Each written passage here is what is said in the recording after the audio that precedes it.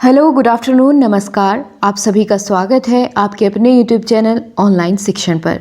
मैं हूं आपके साथ अंजलि बालियान और आप सभी का स्वागत करती हूं। दोस्तों, आज की इस वीडियो में हम फिज़िकल एजुकेशन के जितने भी बचे असाइनमेंट्स हैं, 6 से लेकर 18 या 19 जितने भी असाइनमेंट हैं, उन सभी को एक साथ इसी वीडियो में कंप्लीट करेंगे। इसके बाद आपका इसमें कुछ भी बाकी नहीं रहेगा, क्योंकि आप सभी जानते हैं कि सबसे पहले आपको फिज़िकल एजुकेशन और कंप्यूटर को कंप्लीट करना है।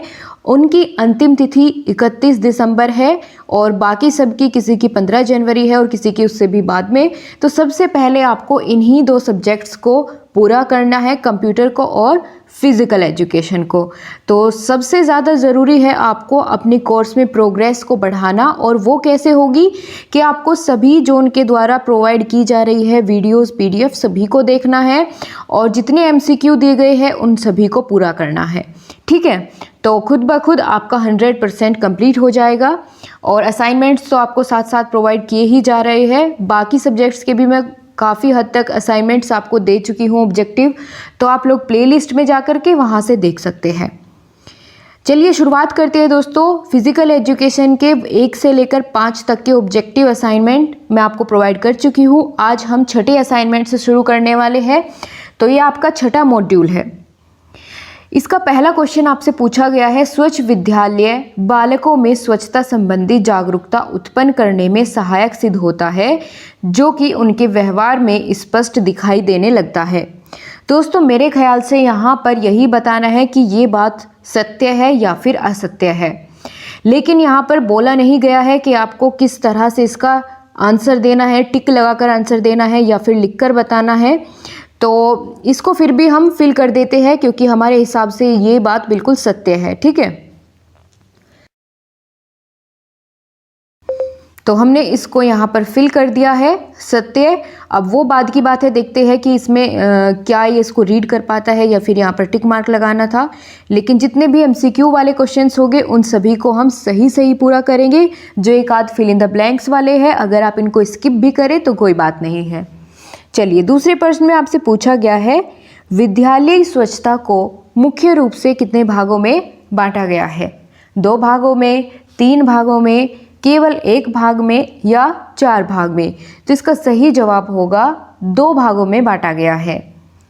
अगला प्रश्न है, भारत में वाश की शुरुआत किस वर्ष में की गई थी? 2012, 2014, 2013 और 2013। 2 बार आपको दे दिया गया है ये ऑप्शन, लेकिन इसका सही जवाब होगा 2014। ठीक है, अगले क्वेश्चन पर चले तो यहाँ आपसे पूछ लिया गया है, मिड डे मील के अंतर्गत स्वच्छता का विशेष ध्यान रखने की जिम्मेदारी निम्न में से किसकी होती है? दोस्तों, मिड डे मील का जितना भी उसमें खाना वगैरह बनता है तो कौन बनाता है? रसोइये बनाते हैं। ठीक है, तो ये जिम्मेदारी भी किसकी होगी? रसोइये की, यानी ऑप्शन ए बिल्कुल सही हो जाएगा। छात्र छात्राओं की नहीं है ये जिम्मेदारी, ना ही शिक्षकों की। ठीक है, तो ऑप्शन ए बिल्कुल सही है। अगले प्रश्न में पूछा है, स्वच्छता के लिए प्रेरित करने का कार्य मुख्य रूप से विद्यालय स्तर पर कौन कर सकता है? शिक्षक, प्रधान अध्यापक, या स्कूल प्रबंध समिति, या फिर ये सभी? तो दोस्तों, ये जिम्मेदारी होती है स्कूल प्रबंध समिति की। ठीक है, यानी ऑप्शन नंबर इसका कौन सा सही होगा? ऑप्शन नंबर इसका दोस्तों, आप एक सेकंड, दोस्तों यहाँ पर प्रेरित करने की बात की गई है। ठीक है, प्रेरणा देने की, तो प्रेरणा तो अध्यापक ही सबसे बेहतर दे सकता है, यानी शिक्षक इसका सही जवाब होगा। अगले प्रश्न पर चलते हैं, स्वास्थ्य एवं स्वच्छता को बढ़ावा देने के लिए वर्ष की शुरुआत किसने की? तो किसने की? यूनिसेफ ने, WHO ने, या बाल विकास मंत्रालय ने, या उपरोक्त में से कोई नहीं? तो इसका सही जवाब है यूनिसेफ ने। अगला प्रश्न है दोस्तों, यहाँ पर भी आपसे फिल इन द ब्लैंक वाला क्वेश्चन पूछ लिया गया है कि विद्यालय स्वच्छता में पीने के पानी की एवं शौचालय की व्यवस्था मुख्य रूप से शामिल की जाती है। तो दोस्तों, ये बात हमारे हिसाब से सत्य है। अब ये नहीं पता इसमें राइट लगाना है या सत्य, लेकिन हम सत्य लिख देते हैं और आगे बढ़ते हैं। ठीक है, हमारा टारगेट ये होना चाहिए कि एमसीक्यू एक भी गलत ना हो। अगले प्रश्न में पूछ लिया गया है, विद्यालय स्वच्छता में बालक में स्वच्छता संबंधी आदतों का विकास होता है। हाँ, बिल्कुल सही है हमारे हिसाब से, तो यहाँ पर भी हम सत्य लिखते हैं। और अगले क्वेश्चन की तरफ बढ़ जाते हैं। यहाँ पर फिर से आपके एमसीक्यू क्वेश्चन आने शुरू हो गए हैं। छठे असाइनमेंट के ही विद्यालयों की स्वच्छता में प्रमुख भूमिका रहती है किसकी? शिक्षक की, या प्रधान अध्यापक की, या छात्रों की, या स्कूल प्रबंधन की। दोस्तों, ये स्कूल समिति की ही जो है विद्यालय की स्वच्छता में प्रमुख भूमिका रहती है। तो हम इसमें ऑप्शन नंबर डी का चुनाव करेंगे और आगे बढ़ेंगे। लास्ट क्वेश्चन में फिर से आपसे कुछ इसी तरह का पूछा गया है कि विद्यालय स्वच्छता के अंतर्गत केवल कक्षाएं शामिल की जाती है। तो नहीं, ऐसी बात तो नहीं है, उसमें पूरा विद्यालय का समावेशन या वातावरण शामिल होता है। तो ये बात असत्य है, यहाँ पर हम असत्य लिख देते हैं। और देखते हैं कि क्या हमारे सभी प्रश्न सही है। आप ये मान करके चलिए कि 3 तो इसमें फिल इन द ब्लैंक्स वाले थे, तो यानी हमारे इसमें 6 से 7 क्वेश्चन बिल्कुल सही होने चाहिए। ठीक है, 4 क्वेश्चन हमारे इसमें फिल इन द ब्लैंक्स वाले थे, तो यानी 6 तो बिल्कुल सही होने चाहिए। क्वेश्चन हमने सभी अटैम्प्ट किए हैं 10 में से 10, और देखते हैं आंसर कितने सही हमारे हो पाए हैं। दोस्तों, हमारे 10 में से 9 प्रश्नों के उत्तर बिल्कुल सही है। यहाँ पर एक किसी आंसर को रीड करने में जहाँ तक है फिल इन द ब्लैंक्स वाले ही आपका कोई एक मिस्टेक मिलेगा। ठीक है, चलिए अब यहाँ पर स्कोर तो हमारा 9 हो गया है। अगले असाइनमेंट पर बढ़ते हैं और उसके क्वेश्चंस को लगाते हैं फटाफट से। तो चलिए फ्रेंड्स, अब हम अगले मॉड्यूल के सभी प्रश्नों को करते हैं, जिसमें पहला प्रश्न आपसे पूछा गया है बाल्यावस्था के प्रमुख रोग कौन कौन से हैं? सूखा रोग और अस्थि सुषिरता, या क्वाशियोरकोर और गठिया, या रतौंधी और चिलोसिस, या इनमें से कोई नहीं। दोस्तों, इसका सही जवाब होगा जो बाल्यावस्था में होने वाले प्रमुख रोग है वह है रतौंधी और चिलोसिस, यानी option number C. Next question है स्वास्थ्य शिक्षा का क्या उद्देश्य है? स्वास्थ्य शिक्षा संबंधी जानकारी प्रदान करना, या अस्वस्थ होने के उपाय देना, या दोनों। दोस्तों, यहाँ पर होना चाहिए था स्वस्थ होने के उपाय देना, लेकिन यहाँ पर दिया गया है अस्वस्थ होने के उपाय देना, इसलिए गलत हो जाएगा। सी ऑप्शन में दिया गया है दोनों, डी इनमें से कोई नहीं, तो ऑप्शन नंबर ए बिल्कुल सही है। अगले प्रश्न में देखते हैं स्वास्थ्य शिक्षा के अंतर्गत कौन सी गतिविधियाँ आती है? पहली, सरकारी योजना का प्रचार प्रसार, स्वास्थ्य संबंधी प्रदर्शनियों का आयोजन, स्वास्थ्य के प्रति जागरूकता रैली का आयोजन, या उपरोक्त सभी। तो इसका उपयुक्त आंसर होगा उपरोक्त सभी, ऑप्शन डी। नेक्स्ट क्वेश्चन है बालक के स्वास्थ्य को प्रभावित करने वाले कारक है? आनुवांशिकता, वातावरण, दोनों, या इनमें से कोई नहीं। दोस्तों, इसका सबसे सही जवाब होगा दोनों, यानी आनुवांशिकता और वातावरण दोनों ही प्रभावित करते हैं एक बालक के स्वास्थ्य को। अगले प्रश्न पर चलते हैं, जिसमें पूछा गया है उत्तम स्वास्थ्य के प्रमुख लक्षण क्या है? चमकीले बाल, गुलाबी होठ, चंचल स्वभाव, या उपरोक्त सभी। दोस्तों, ये सभी लक्षण होते हैं उत्तम स्वास्थ्य के। ठीक है, यानी ऑप्शन नंबर डी। अगला प्रश्न है प्राथमिक स्वास्थ्य केंद्र क्या होते हैं? शहर में स्थापित किए गए सरकारी स्वास्थ्य केंद्र, या ग्रामीण क्षेत्र में स्थापित स्वास्थ्य केंद्र, या गैर सरकारी स्वास्थ्य केंद्र, या फिर इनमें से कोई नहीं। दोस्तों, प्राथमिक स्वास्थ्य केंद्र कहाँ स्थित होते हैं? ग्रामीण क्षेत्र में, यानी इसका ऑप्शन नंबर बी सही हो जाएगा। अगले प्रश्न में पूछा गया है कितनी आबादी से ऊपर वाले क्षेत्रों में स्वास्थ्य केंद्र खोलने की व्यवस्था है? दोस्तों, इसके ऑप्शन आपको 4 दिए गए हैं, 20,000, 70,000, 40,000 या 90,000। तो सही जवाब होगा 20,000 से अधिक आबादी वाले क्षेत्र में स्वास्थ्य केंद्र खोलने की व्यवस्था है। अगला प्रश्न है स्वास्थ्य रोग तथा निर्बलता का अभाव नहीं है, वरन सामाजिक, मानसिक तथा शारीरिक कल्याण की पूर्ण अवस्था है। स्वास्थ्य की यह परिभाषा दी है किसने? माध्यमिक शिक्षा आयोग ने, विश्व स्वास्थ्य संगठन ने, या प्राथमिक स्वास्थ्य केंद्र, या इनमें से कोई नहीं। तो इसका सही जवाब होगा ऑप्शन नंबर बी, विश्व स्वास्थ्य संगठन यानी वर्ल्ड हेल्थ ऑर्गेनाइजेशन WHO। ठीक है, यही इसका सही जवाब है।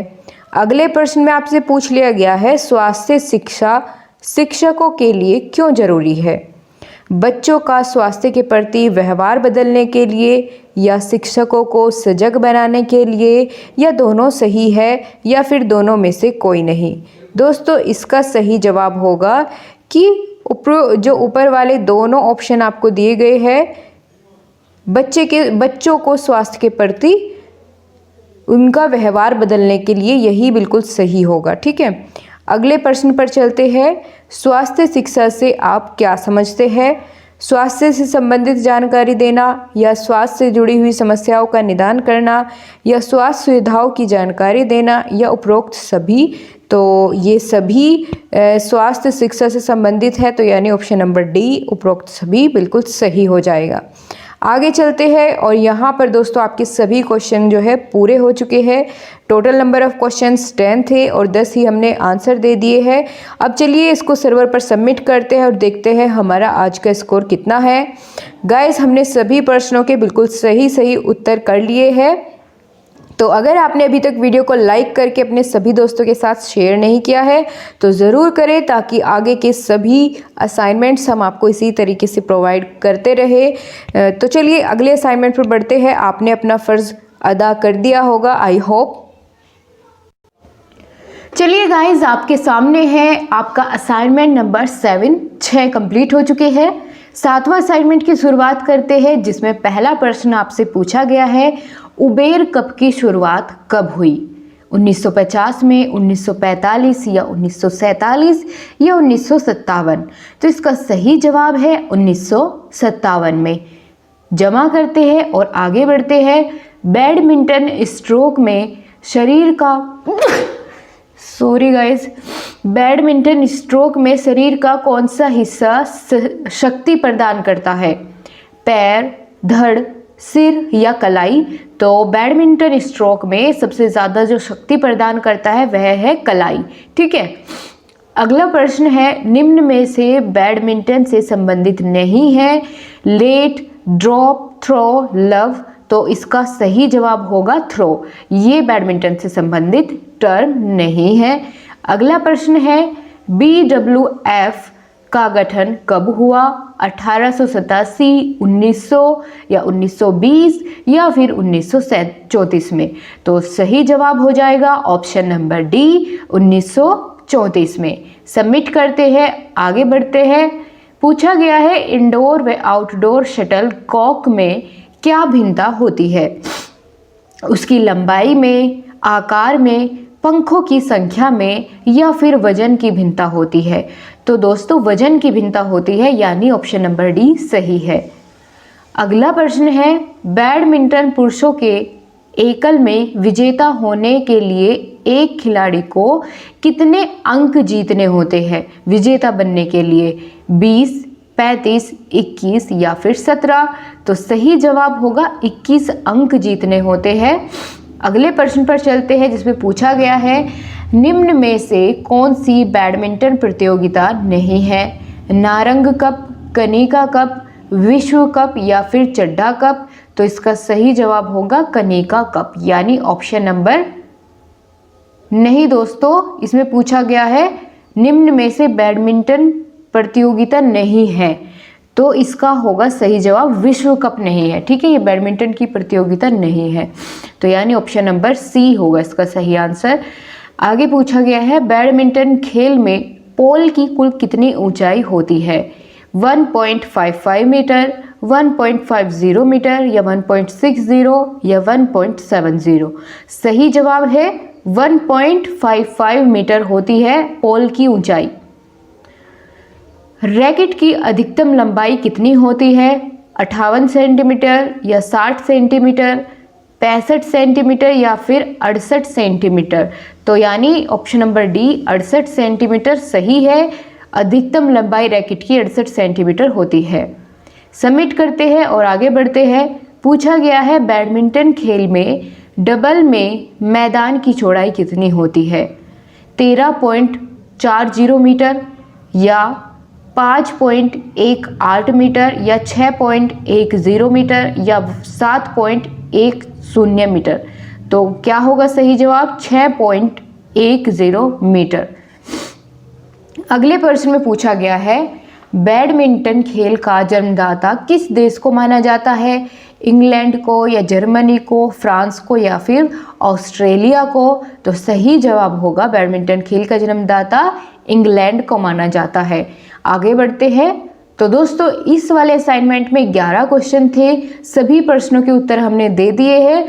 अब सबमिट करने की बारी आती है और जानेंगे अपना स्कोर सबमिट करने के बाद। गाइस हमने सभी प्रश्नों के उत्तर बिल्कुल सही सही दिए हैं। 11/11 हमने स्कोर किया है यानी फुल मार्क्स।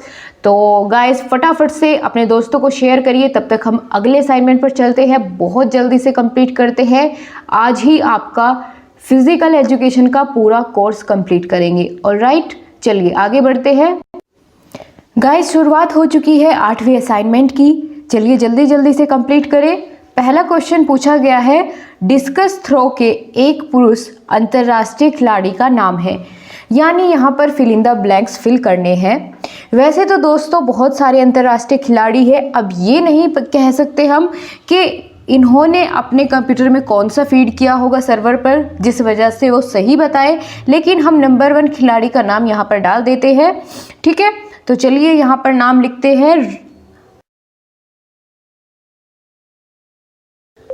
तो रॉबर्ट हर्टिंग बहुत ही अच्छे अंतर्राष्ट्रीय खिलाड़ी है डिस्कस थ्रो के, हमने उनका नाम यहाँ पर फीड कर दिया है। अब चलिए आगे बढ़ते हैं। हमारा टारगेट यही होना चाहिए कि सबसे ज़रूरी है कि हम जितने भी क्वेश्चंस MCQ करें वो सब सही हो। फिल इन द ब्लैंक्स कोई ज़रूरी नहीं है कि आप लोग अगर हिंदी में टाइपिंग नहीं कर पा रहे हैं तो कोई बात नहीं, स्किप भी कर सकते हैं। अगले प्रश्न में आपसे पूछा गया है डिस्कस थ्रो के 2 महिला अंतर्राष्ट्रीय खिलाड़ी के नाम बताइए। तो चलिए गाइज इसका आंसर लिखते हैं। डिस्कस थ्रो के 2 अंतर्राष्ट्रीय महिला खिलाड़ियों के नाम लिखने हैं। तो हम किन्हीं भी 2 अंतर्राष्ट्रीय महिलाओं के नाम लिख देते हैं जो अंतर्राष्ट्रीय खिलाड़ी है। ठीक है, तो चलिए टाइप करते हैं। यहाँ पर हम लिखते हैं एक तो GABRIELE, गैब्रियल, और पूरा नाम हो जाएगा इनका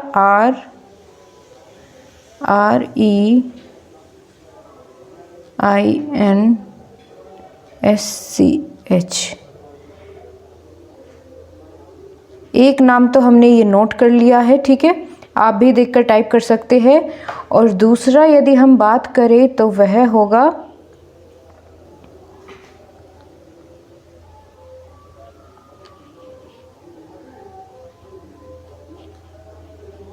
MARTINA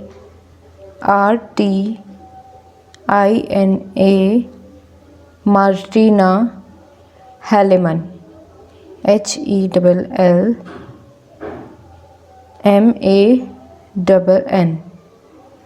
ठीक है, हेलमैन, मार्टिना हेलमैन। तो हमने 2 अंतर्राष्ट्रीय महिलाओं के नाम यहाँ पर फिल कर दिए हैं। अब हम ये तो नहीं कह सकते कि इन्होंने सर्वर पर कौन से 2 प्लेयर्स के नाम यहाँ पर रखे होंगे, लेकिन हमने अपनी तरफ से बिल्कुल सही सही जो अंतर्राष्ट्रीय और सबसे टॉप खिलाड़ी है उनके नाम यहाँ पर नोट कर दिए हैं। आगे बढ़ते हैं। अगला प्रश्न आ जाता है जो ऑब्जेक्टिव है। डिस्कस थ्रो सर्किल का डायमीटर कितना होता है? ठीक है, तो डायमीटर पूछा गया है 3.50 या 2.50, 3.50 या 2.25। दोस्तों इसका सही जवाब होगा 2.50 यानी ऑप्शन बी। अगले प्रश्न पर चलते हैं। डिस्कस थ्रो सेक्टर कितने अंश का होता है? तो यह कितने डिग्री का होता है आपको बताना है। 34.92 डिग्री या 34.90 डिग्री, 34.80 या फिर 34.60। तो इसका सही जवाब होगा ऑप्शन नंबर ए, 34.92 डिग्री। ठीक है, आगे बढ़ते हैं। डिस्कस थ्रो में रेखाओं की चौड़ाई कितनी होती है? 10 सेंटीमीटर, 6, 9 या फिर 5? तो 5 सेंटीमीटर होती है, बिल्कुल सही जवाब। अगला प्रश्न फिर से आ गया है जिसमें आपको fill in the blanks fill करने हैं। डिस्कस थ्रो में यदि डिस्कस सेक्टर रेखा के को स्पर्श करता है तो निर्णय देंगे, यानी जब डिस्कस थ्रो में डिस्कस सेक्टर रेखा को स्पर्श करता है तो फाउल हो जाता है। तो हम यहाँ पर दोस्तों फाउल ही टाइप कर देते हैं।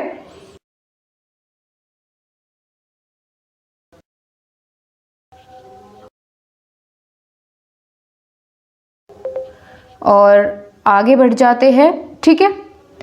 अब आगे अगला क्वेश्चन पूछा गया है, डिस्कस थ्रो में सेक्टर हेतु गोले की त्रिज्या कितने मीटर होनी चाहिए? तो इसका सही जवाब है 1.750। ये तो इसमें नहीं है, यानी ऑप्शन नंबर ए 1.067 मीटर, यानी ऑप्शन ए बिल्कुल सही है, ठीक है। अगला क्वेश्चन है जिसमें पूछा गया है, डिस्कस थ्रो का वजन जूनियर बालक वर्ग में कितना होता है? 2 किलोग्राम या 1.75 किलोग्राम या 1 किलोग्राम या फिर 1.5 किलोग्राम? तो इसका सही जवाब क्या होगा? 1.75 किलोग्राम। नेक्स्ट क्वेश्चन है, डिस्कस थ्रो का वजन जूनियर बालिका वर्ग में कितना होगा? बालिका के लिए कम होता है, तो इसका सही जवाब होगा 1 किलोग्राम। नेक्स्ट क्वेश्चन है, डिस्कस थ्रो में प्रथम स्थान पर आने वाली खिलाड़ी को कौन सा पुरस्कार दिया जाता है? Gold, silver, bronze? तो ये तो सभी जानते हैं कि जो फर्स्ट आता है उसे गोल्ड दिया जाता है, तो बिल्कुल सही टिक करते हैं और आगे बढ़ते हैं। तो यहाँ पर दोस्तों हमने सभी क्वेश्चन अटेम्प्ट कर लिए हैं। टोटल नंबर ऑफ क्वेश्चंस 10 थे, 10 के 10 हमने आंसर किए हैं। अब इसमें से 3 से 4 क्वेश्चन जो आपके आप कह सकते हैं फिल इन द ब्लैंक्स वाले हैं, उनको हटाकर हमारे सभी के सभी MCQ सही होने चाहिए। चलिए सबमिट कर देते हैं। तो बिल्कुल ऐसा ही है, 7 MCQ थे, 7 सही है और 4 जो हमारे 3 हमारे जो ऑब्जेक्टिव क्वेश्चन नहीं थे, फिल इन द ब्लैंक्स वाले थे, वो यहाँ पर उसने रीड नहीं किया है सर्वर ने, ठीक है। तो चलिए अगले प्रश्नों पर चलते हैं। दोस्तों अब हम कर रहे हैं 9th असाइनमेंट आपका फिजिकल एजुकेशन का। 8 कंप्लीट हो चुके हैं, चलिए फटाफट से इसको भी पूरा करते हैं। पहला प्रश्न इसमें पूछा गया है, ऑल इंडिया फुटबॉल फेडरेशन की स्थापना कब और कहाँ हुई? इसका हेडक्वार्टर कहाँ स्थित है? तो हेडक्वार्टर भी बताना है और स्थापना कब हुई, दोनों बातें बतानी होगी। 1940 दिल्ली? नहीं, बिल्कुल गलत है। 1912 महाराष्ट्र? बिल्कुल नहीं। 1937 दिल्ली? ये बिल्कुल सही इसका आंसर है, ऑप्शन नंबर सी करेक्ट है। इसको सबमिट करते हैं। अगला क्वेश्चन है, वर्तमान में फीफा के अध्यक्ष कौन है? और चलिए, जियानी इन्फेंटिनो या फिर माइकल क्लार्क या फिर शशांक मनोहर या फिर जगमोहन डालमिया? तो दोस्तों इसका सही जवाब होगा जियानी इन्फेंटिनो, यानी पहला ऑप्शन बिल्कुल करेक्ट है। नेक्स्ट क्वेश्चन है, फीफा की स्थापना कब हुई? इसका हेडक्वार्टर कहाँ है? दोस्तों फीफा की स्थापना बतानी है यहाँ पर। 1906 पेरिस में हुई या 1930 रोम में हुई या 1904 ज्यूरिख स्विट्जरलैंड में हुई या 1903 शिकागो में? तो इसका सही जवाब है 1904 ज्यूरिख स्विट्जरलैंड। नेक्स्ट क्वेश्चन है, फुटबॉल खेल की शुरुआत किस देश में हुई? Brazil, Argentina, England, Bharat? तो फुटबॉल खेल की शुरुआत हुई इंग्लैंड से। नेक्स्ट क्वेश्चन है, फीफा का पूरा नाम क्या है? यानी फीफा की फुल फॉर्म आपसे पूछ ली गई है। Federation international D football association या फिर international D federation of football association या फुटबॉल एसोसिएशन डी इंटरनेशनल या इंटरनेशनल क्रिकेट काउंसिल? तो ये तो बिल्कुल भी नहीं है, option number A federation international D football association बिल्कुल सही है। नेक्स्ट क्वेश्चन है, अंतर्राष्ट्रीय स्तर पर फुटबॉल के नियमों का निर्माण एवं प्रतियोगिता आयोजित कौन करता है? फीफा, फीना या फाइव या ICC? तो बिल्कुल सही जवाब होगा फीफा, जिसकी अभी हमने फुल फॉर्म जानी और यह भी जाना कि इसकी स्थापना कब हुई थी। तो चलिए सबमिट करते हैं। तो दोस्तों हमारा 9वां असाइनमेंट एक साथ समाप्त हो चुका है। 6 क्वेश्चन थे इसके अंदर और 6 ही प्रश्नों के उत्तर हमने दे दिए हैं। सबमिट करते हैं और अपना स्कोर जानते हैं। दोस्तों सभी क्वेश्चन हमारे एकदम सही है, इसको सबमिट कर दिया है हमने और सर्वर पर डाटा चला गया है। अब चलिए कहाँ, अगले असाइनमेंट पर। सो फ्रेंड्स चलिए शुरुआत करते हैं 10वें असाइनमेंट की और इसका पहला क्वेश्चन आपके सामने है। भारतीय हॉकी फेडरेशन की स्थापना कब और कहाँ हुई? इस बार हॉकी से संबंधित आपके सभी प्रश्न होंगे, पिछली बार आपके जो है फुटबॉल से संबंधित थे। तो चलिए फटाफट से आंसर करते हैं। 5 नवंबर 1924 पटना, या 7 नवंबर 1925 ग्वालियर, या 10 दिसंबर 1926 जयपुर, या फिर 13 अक्टूबर 1924 मुंबई। तो इसका सही जवाब है दोस्तों 7 नवंबर 1925 ग्वालियर। ठीक है, यहाँ हुई थी हॉकी फेडरेशन, भारतीय हॉकी फेडरेशन की स्थापना। आगे बढ़ते हैं, अगला क्वेश्चन है FIH की स्थापना कब हुई और इसका हेडक्वार्टर कहाँ है? 1908 इंग्लैंड, 1924 लुसाने स्विट्जरलैंड, या 1908 पेरिस, या 1928 रोम। तो सही जवाब होगा दोस्तों ऑप्शन बी, फिर से लुसाने स्विट्जरलैंड। ठीक है, सबमिट करते हैं और आगे बढ़ते हैं, जिसमें पूछा गया है अंतर्राष्ट्रीय स्तर पर हॉकी खेल को संचालित करने वाली संस्था का क्या नाम है? तो यहाँ आपको बताना है दोस्तों फेडरेशन इंटरनेशनल डी हाथी, या FIH, या यहाँ पर दूसरा ऑप्शन दिया गया है international federation of hockey IFH, या फेडरेशन इंटरनेशनल ऑफ हाथी FIF, या फिर इंटरनेशनल एसोसिएशन ऑफ हॉकी। तो दोस्तों इसका सही जवाब होगा option A, federation international D हाथी हॉकी होगा इसका। ठीक है, यहाँ पर मेरे ख्याल से इन्होंने टाइपिंग मिस्टेक की है, तो यहाँ पर हॉकी होगा, इस तब जाके ये क्वेश्चन बिल्कुल सही होगा इसका ऑप्शन। ठीक है, तो चलिए आगे बढ़ते हैं। अगले प्रश्न में पूछा गया है हॉकी खेल में भारत का स्वर्णिम काल किसे कहा जाता है? तो 1924 से 1960, या 1928 से 1956, या 1932 से 1964, या 1920 से 1944। दोस्तों इसका सही जवाब है 1928 से 1956, क्योंकि इसके बीच जो ध्यानचंद जी थे हॉकी के बहुत ही महान प्लेयर, उनका टाइम था, तो उस समय पर वही स्वर्णिम काल भी कहा जाता है हॉकी खेल का। फील्ड हॉकी की शुरुआत किस देश में हुई? स्कॉटलैंड, नीदरलैंड, उसके बाद इंग्लैंड, या ब्राज़ील, रूस एवं अर्जेंटीना, या भारत, इंग्लैंड एवं फ्रांस, या फिर अमेरिका, रूस एवं स्कॉटलैंड। तो इसका सही जवाब है ऑप्शन ए, स्कॉटलैंड, नीदरलैंड एवं इंग्लैंड। सबमिट करते हैं। तो दोस्तों यहाँ पर इस 10th असाइनमेंट में 5 ही क्वेश्चन थे, पांचों के आंसर हमने कर दिए हैं। सबमिट करते हैं और अपना स्कोर जानेंगे। दोस्तों स्कोर हमारा 5 में से 5, यानी सभी प्रश्नों के उत्तर एकदम सही है। सर्वर पर हमारा डाटा सेव हो चुका है, सभी का आंसर। चलिए अब बढ़ते हैं फटाफट से अगले असाइनमेंट की ओर। 11वां असाइनमेंट बिल्कुल शुरू कर चुके हैं हम। पहला प्रश्न इसमें पूछा गया है भारत में कबड्डी संघ की स्थापना कब हुई? 1939, 1949, 1950, 1951, या 1955। सही जवाब है बी ऑप्शन 1950। सभी लोग अपना कंप्लीट कोर्स कर ले ताकि आपके कोई भी मार्क्स कट ना हो। सबसे ज़्यादा ज़रूरी आपकी प्रोग्रेस को बढ़ाने के लिए ये सभी असाइनमेंट्स ही है ऑब्जेक्टिव टाइप। तो चलिए फटाफट से अब आगे बढ़ते हैं। भारत में कबड्डी का संचालन कौन करता है? KKF, या IKFI, या AKFIJKFI। ठीक है, या उपरोक्त में से कोई नहीं।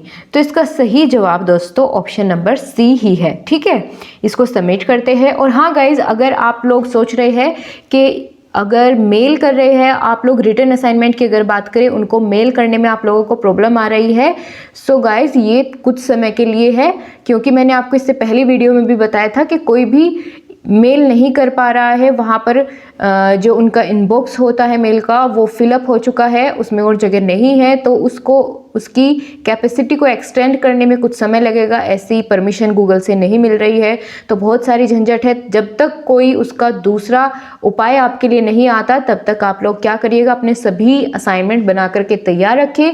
जैसे ही सब कुछ ठीक होता है तो मेल भेजना शुरू करें, परेशान बिल्कुल ना हो। तब तक अपनी प्रोग्रेस पूरी कर ले, सभी असाइनमेंट्स कंप्लीट करके रख सकते हैं आप, और जैसे ही सब कुछ ठीक होगा तो असाइनमेंट्स भेजने आप लोग शुरू कर सकते हैं।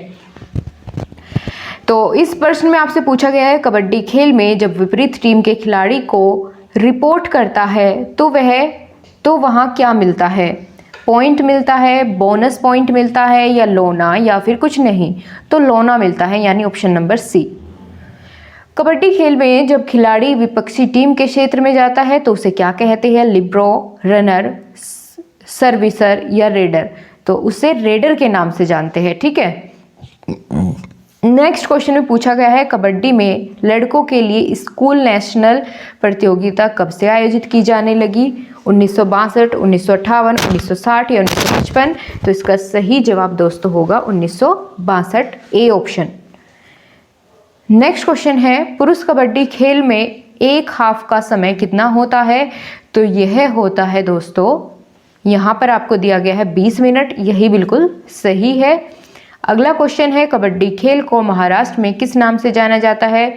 गुडुड्डू, गुडुड्डू, या डोडो, या हुतुतु, या उपरोक्त में से कोई नहीं? तो ऑप्शन नंबर सी, हुतुतु के नाम से इसको जाना जाता है महाराष्ट्र में।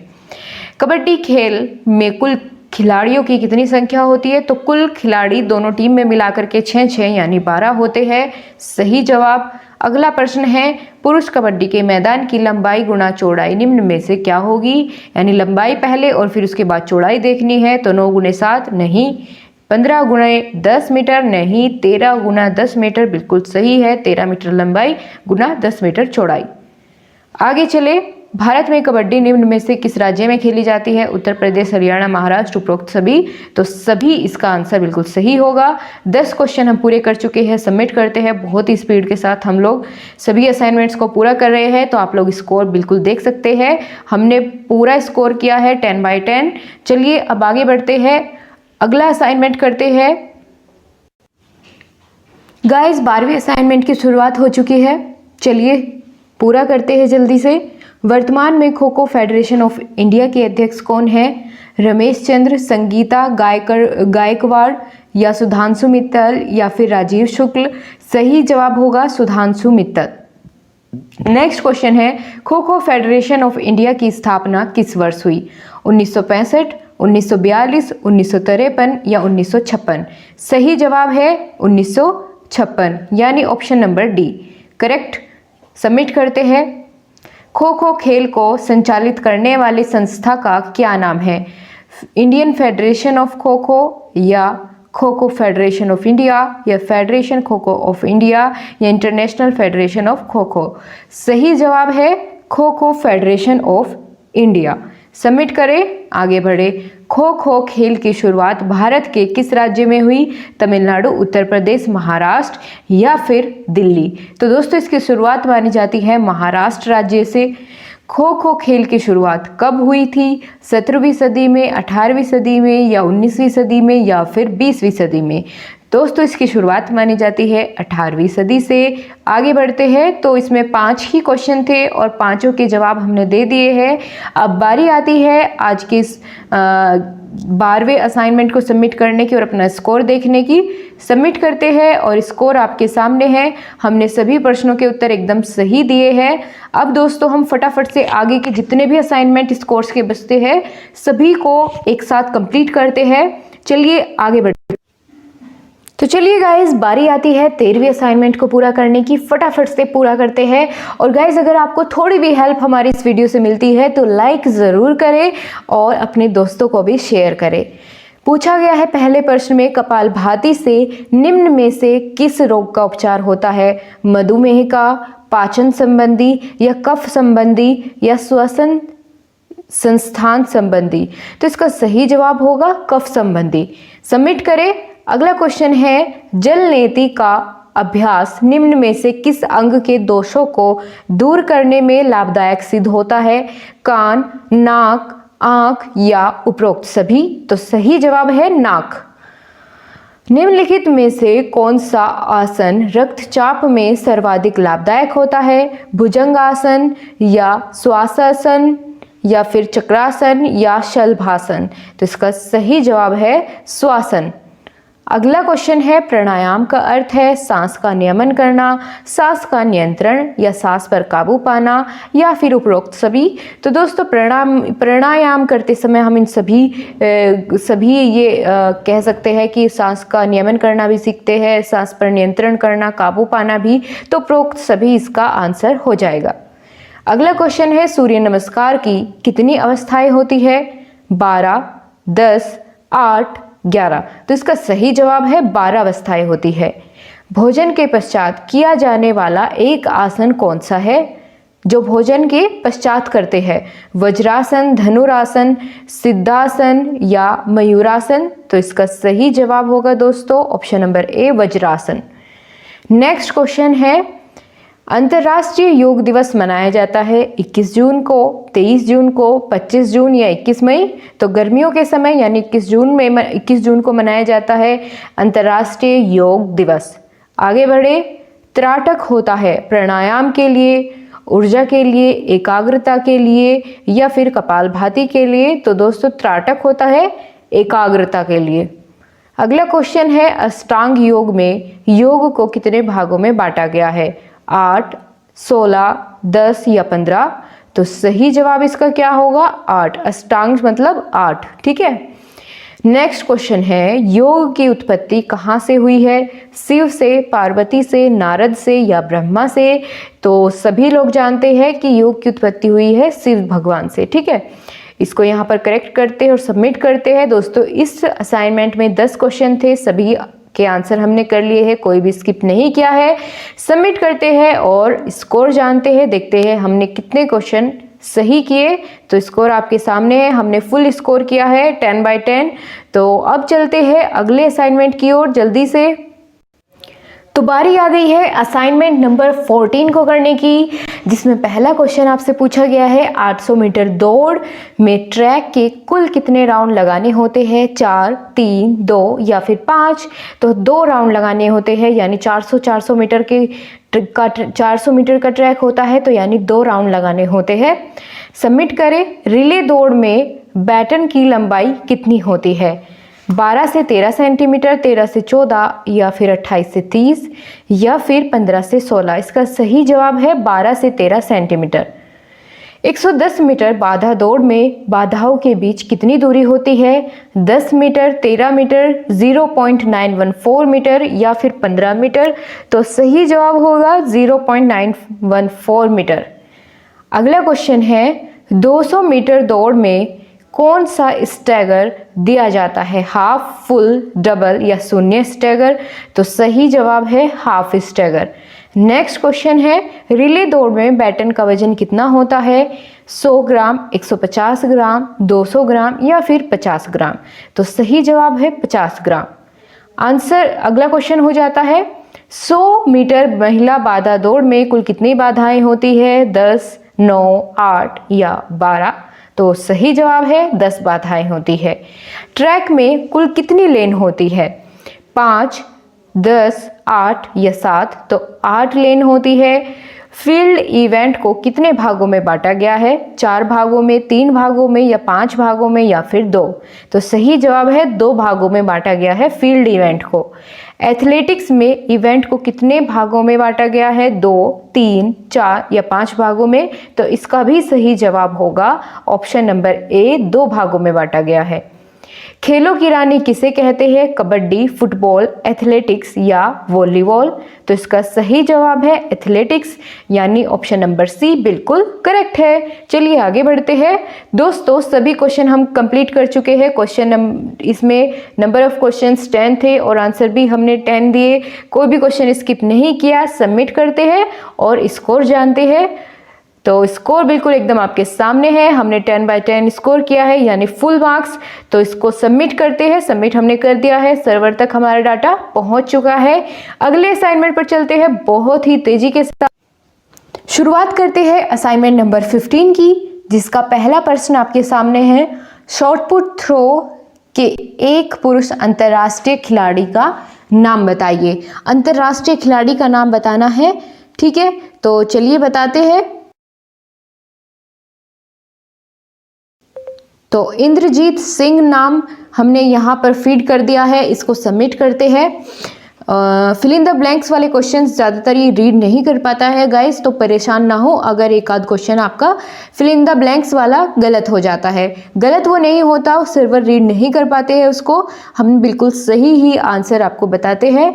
तो आप MCQ वाले बिल्कुल सही करिएगा। अगर ये नहीं हो भी पाता, आप ट्राई भी नहीं कर पाते, कोई बात नहीं है, ठीक है। यहाँ अगले क्वेश्चन में आपसे पूछा गया है, शॉटपुट थ्रो में यदि डिस्कस सेक्टर रेखा को स्पर्श करता है तो आप क्या निर्णय देंगे। तो हम फाउल बोला था, हमने आपको पहले बताया था, तो फाउल बोलते हैं।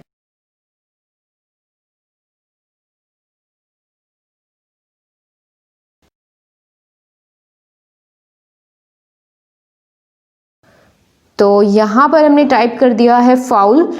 आगे बढ़ते हैं, अगला क्वेश्चन यहाँ पर शुरुआत हो जाती है फिर आपके ऑब्जेक्टिव टाइप क्वेश्चंस की। पहला क्वेश्चन पूछा गया है, शॉटपुट थ्रो का वजन जूनियर बालक वर्ग में कितना होता है। 6 किलोग्राम, 8 किलोग्राम या 6 किलोग्राम फिर से पूछ लिया गया है, या फिर 7 किलोग्राम। तो सही जवाब होगा 6 किलोग्राम। ऑप्शन नंबर ए वाला आप टिक करेंगे और सबमिट करेंगे। नेक्स्ट क्वेश्चन है, शॉटपुट थ्रो का वजन जूनियर बालिका वर्ग में कितना होता है।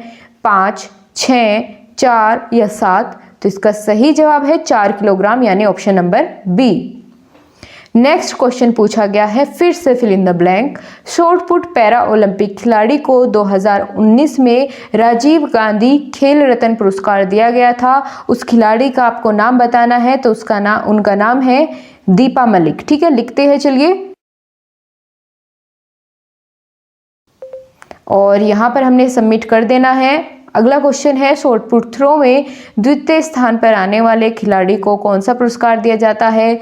गोल्ड, ब्रॉन्ज, सिल्वर या इनमें से कोई नहीं। दोस्तों, द्वितीय स्थान पर आने वाले खिलाड़ी को दिया जाता है सिल्वर, और पहले स्थान पर गोल्ड और तीसरे स्थान पर ब्रॉन्ज। सबमिट करते हैं। अगला क्वेश्चन है, शॉटपुट थ्रो का सेक्टर कितने अंश का होता है। 34.92 डिग्री या 35, 40, 34। तो 34.92 डिग्री का होता है। सबमिट करें, आगे बढ़े। शॉटपुट थ्रो में रेखाओं की चौड़ाई कितनी होती है। 4 सेंटीमीटर, 6 सेंटीमीटर, 5 सेंटीमीटर या 3 सेंटीमीटर। सही जवाब है 5 सेंटीमीटर, ऑप्शन सी।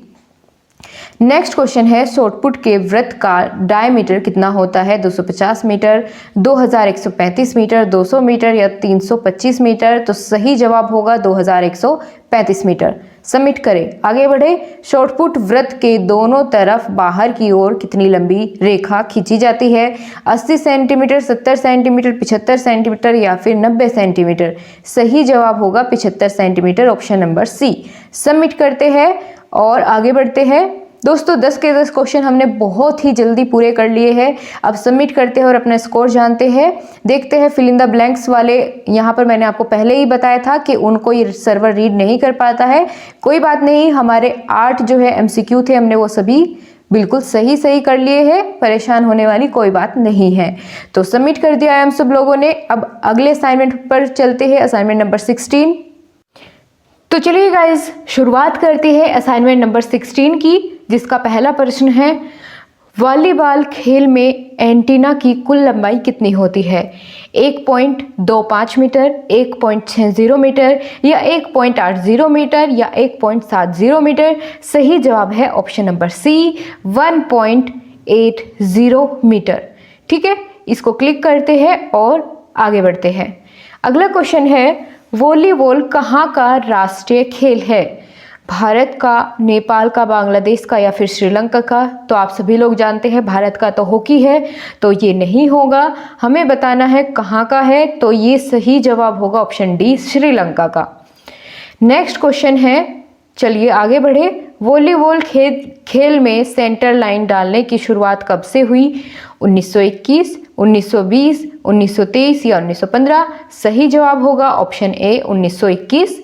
क्लिक करें और आगे बढ़े। वॉलीबॉल फेडरेशन ऑफ इंडिया का गठन किस वर्ष हुआ? 1950, 1951, 1952 या 1954? सही जवाब है 1951। आगे बढ़ते हैं। वॉलीबॉल खेल में चौथे व पांचवें सेट के मध्य अवकाश का समय कितना होता है? कितने मिनट का? 2 मिनट का, 3 मिनट का, 4 मिनट का या फिर 5 मिनट का? सही जवाब ऑप्शन डी 5 मिनट। लॉक करते हैं। आगे बढ़ते हैं। वॉलीबॉल खेल में पुरुषों के लिए गेंद का वजन कितना होता है? तो इसका सही जवाब होगा ऑप्शन डी 260 से 280 ग्राम। ठीक है, लॉक करते हैं और आगे बढ़ते हैं। वॉलीबॉल खेल में पुरुषों के लिए जमीन से नेट की ऊंचाई कितनी होती है? 2.43 मीटर या 2.24 मीटर या 2.42 मीटर या 2.44 मीटर? सही जवाब ऑप्शन ए 2.43 मीटर। लॉक कर दिया जाए, बिल्कुल आगे बढ़ा जाए। वॉलीबॉल खेल में खिलाड़ियों की संख्या होती है 10, 12, 14 या 16? सही जवाब है 12। ठीक है, 6 एक टीम में और 6 एक टीम में, टोटल नंबर ऑफ प्लेयर्स हो जाते हैं 12। आगे बढ़ते हैं। वॉलीबॉल खेल के मैदान की लंबाई और चौड़ाई कितनी होती है? 9 × 18 या 20 × 10 या 15 × 10 या 18 × 9? तो यही हो जाएगा सही जवाब ऑप्शन नंबर डी 18 × 9। सबमिट करें और आगे बढ़े। वॉलीबॉल खेल को पहले किस नाम से पुकारा जाता था?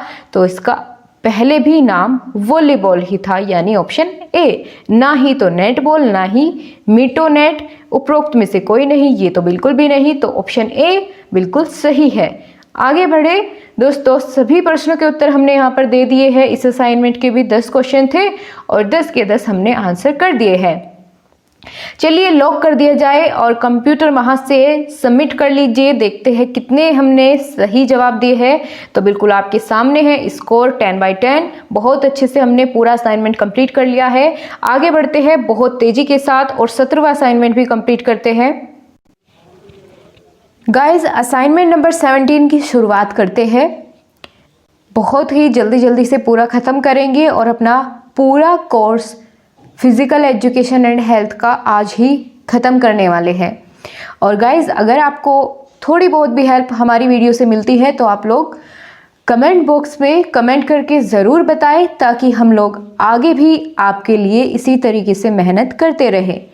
इस क्वेश्चन में आपसे पूछा गया है वार्मिंग अप की समयावधि क्या होनी चाहिए? 5 से 10 मिनट या 10 से 15 मिनट या 15 से 20 मिनट या फिर 20 से 25 मिनट? सही जवाब है 10 से 15 मिनट। आगे बढ़े। फ्रंट किकिंग एक्सरसाइज है स्टैटिक स्ट्रेचिंग या फिर जनरल वार्मिंग अप या विशिष्ट वार्मिंग अप या फिर डायनामिक स्ट्रेचिंग? तो इसका सही जवाब है option B general warming up. Next चलते हैं। व्रिस्ट स्ट्रेच है जनरल वार्मिंग अप, विशिष्ट या फिर स्टैटिक स्ट्रेचिंग या डायनामिक स्ट्रेचिंग? तो सही जवाब होगा स्टैटिक स्ट्रेचिंग ऑप्शन सी। ले आउट शॉट इनमें से किसके अंतर्गत आता है? जनरल के, विशिष्ट के या स्टैटिक स्ट्रेचिंग के या फिर डायनामिक स्ट्रेचिंग के? सही जवाब होगा ऑप्शन बी विशिष्ट वार्मिंग अप के अंतर्गत आता है। स्ट्रेचिंग एक्सरसाइज की समयावधि कितनी होनी चाहिए? 5 से 10, 10 से 15 मिनट या 15 से 20 या 20 से 25 मिनट? सही जवाब है 10 से 15 मिनट की समयावधि होनी चाहिए। अगला क्वेश्चन है इनमें से कौन सी क्रिया विशिष्ट वार्मिंग अप के अंतर्गत नहीं आती है?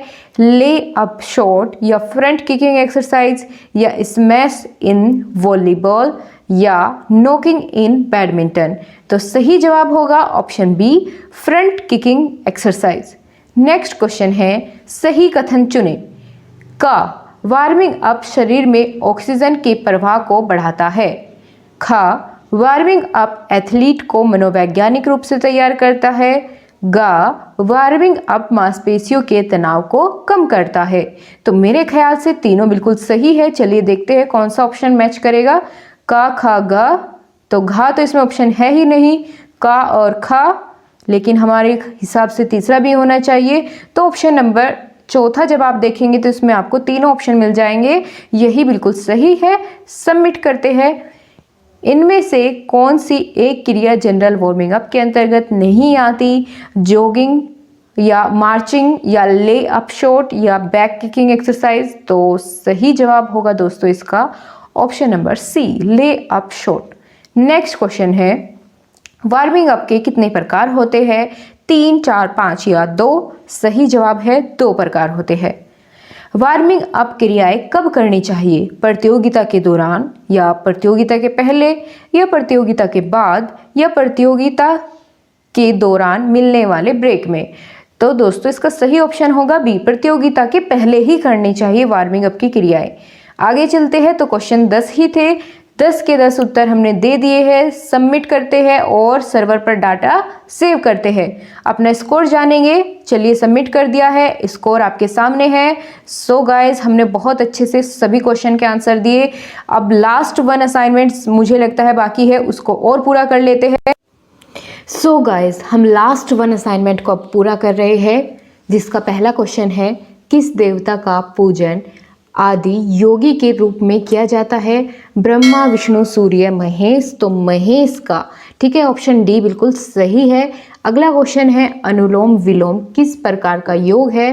प्राणायाम या समाधि या ध्यान या फिर यम? Option A pranayama. Next question है, योगिक क्रिया किस समय करनी चाहिए? प्रातःकाल, दोपहर, रात्रि, संध्या काल? सही समय होता है प्रातःकाल। नेक्स्ट क्वेश्चन, कपालभाति का क्या कार्य है? ऑक्सीजन लेवल बढ़ाना, लचीलापन या माइग्रेशन में सुधार या श्वसन तंत्र को मजबूत करना? तो इसका सही जवाब हो जाएगा दोस्तों option number A, oxygen level को बढ़ाना। नेक्स्ट क्वेश्चन है, भ्रमरी प्राणायाम किस नाम से जाना जाता है? गुंजन या हमिंग द ब्रीथिंग तकनीक, सांस लेना, भ्रमर? Option number B, humming the breathing तकनीक। प्राणायाम को क्या कहते हैं? तो इसका सही जवाब होगा नाड़ी शोधन प्राणायाम।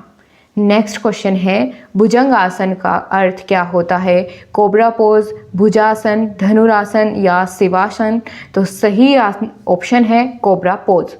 नेक्स्ट क्वेश्चन है, योगा में कितने युगों का वर्णन मिलता है? 5, 3, 6 या 7? सही जवाब है 7 युग का। नेक्स्ट क्वेश्चन है, योग किस वेद से लिया गया है? ऋग्वेद, अथर्ववेद, यजुर्वेद या सामवेद? जो सबसे पुराना वेद है ऋग्वेद, उसी से योग को लिया गया है। ये क्वेश्चन आपके टेट सुपर टेट में भी पूछा जाता है। नेक्स्ट क्वेश्चन है दोस्तों, अष्टांग योग में कितने चरण होते हैं? तो पहले भी मैंने आपको बताया है 8 चरण होते हैं। नेक्स्ट करते हैं दोस्तों, सभी प्रश्नों के उत्तर हमने बहुत अच्छे से यहाँ पर दे लिए हैं। 10 क्वेश्चन थे, सभी क्वेश्चन की है, कोई भी स्किप नहीं किया है। सबमिट करते हैं और सर्वर पर डाटा सेव करते हैं। सभी क्वेश्चन को हमने बिल्कुल सही से पूर्ण कर लिया है। 10 में से 10 हमारा स्कोर है। तो अब गाइज हमने सभी असाइनमेंट को पूरा कर लिया है। अगर कोई भी किसी भी सब्जेक्ट का असाइनमेंट आप चाहते हैं मैं आपको कराऊं तो कमेंट बॉक्स में ज़रूर बताएं, और अगर वीडियो पसंद आई है तो लाइक और शेयर ज़रूर करें। Thank you so much guys, bye bye, take care. आपसे फिर से मुलाकात होगी, तब तक के लिए अपना ध्यान रखिए और खुश रहिए।